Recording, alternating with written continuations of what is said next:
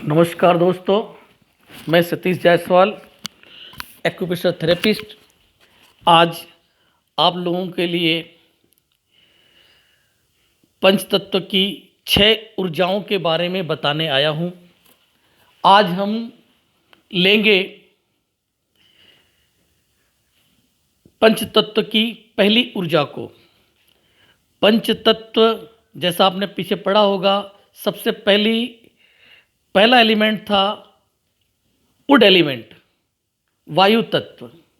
आज उसकी जो ऊर्जा है विंड, उसके बारे में हम बात करेंगे। ये विंड एनर्जी हमारे बॉडी में क्या क्या रोल अदा करती है। विंड मतलब वायु, वायु ही है जिसके कारण हम सांस ले पा रहे हैं। हम जीवित हैं इसलिए कि वायु है। कोई व्यक्ति जब सांस लेना बंद कर देता है, वायु लेना बंद कर देता है, तो लोग उसे मृत घोषित कर देते हैं। तो जीवित रहने का एक प्रमाण है वायु। वायु से ही दुनिया का क्रिएशन हुआ है।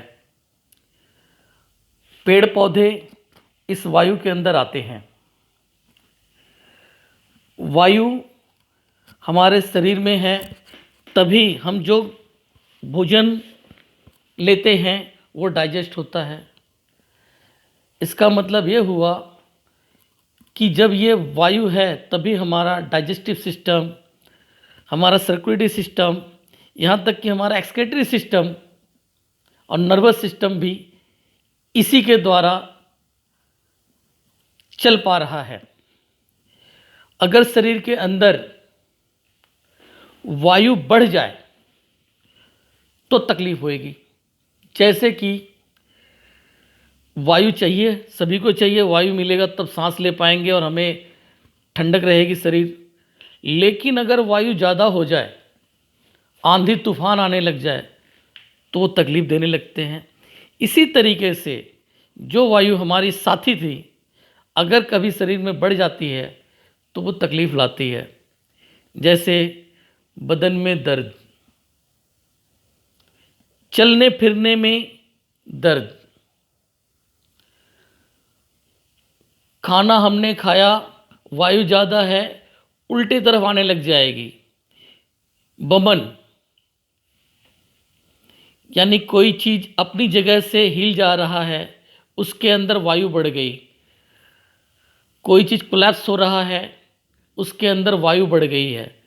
तो बॉडी का कोई ऑर्गन कोलैप्स कर रहा है तो आप समझिए कि उसके अंदर विंड बढ़ गई है। उल्टी हो रहे हैं तो भी उसके अंदर विंड बढ़ गया और रास्ता भटक गया। आपका डाइजेस्टिव सिस्टम यानी कि बहुत ज़्यादा मोशन आ रहा है, उसके पीछे भी कहीं ना कहीं वायु है। बेशक उसके अंदर में वाटर भी है, उसके अंदर वायु, तभी बहुत ज़्यादा वायु बढ़ी हुई है, मोशन बार बार आना पड़ रहा है। अगर आपको पेशाब ज़्यादा आ रहे हैं, उसके अंदर भी वायु बढ़ी हुई है। तो ये सब देखना है कि कोई चीज़ अगर अपनी जगह से ज़्यादा मूवमेंट कर रही है तो इसका मतलब वायु बढ़ा हुआ है।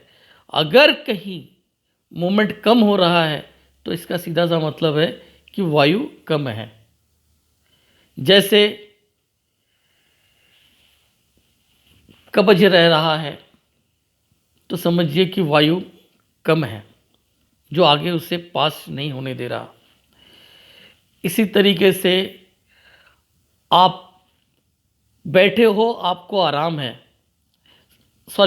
बैठे हो और आपको तकलीफ़ हो रही है, लेकिन जैसे आप चलने लग जाते हैं आपको आराम पड़ता है, तो इसका मतलब आप में वायु की कमी थी। आपने वायु चलना फिरना मतलब वायु को लिया और आपको आराम पड़ गया, तो आपका वायु पूरा हुआ और आप ठीक हो गए। इसी तरीके से अगर आप लेट रहे हैं और आपको दर्द हो रहा है तो इसका मतलब ये हुआ कि आपके शरीर में वायु की कमी है, तो वहाँ हम वायु को बढ़ाएंगे। अगर आप चल रहे हैं और आपको तकलीफ़ बढ़ रही है तो इसका मतलब है कि वायु ज़्यादा है, जिसके वजह से और वायु मिला और तकलीफ़ बढ़ गई। तो इस तरीके से आपको हर बीमारियों पे डायग्नोस करना है कि लक्षण क्या बता रहे हैं। उसके बाद आप डायग्नोस करके उसका ट्रीटमेंट करेंगे, बहुत अच्छा परिणाम मिलेगा। आज के लिए इतना ही, कल फिर मिलेंगे। धन्यवाद।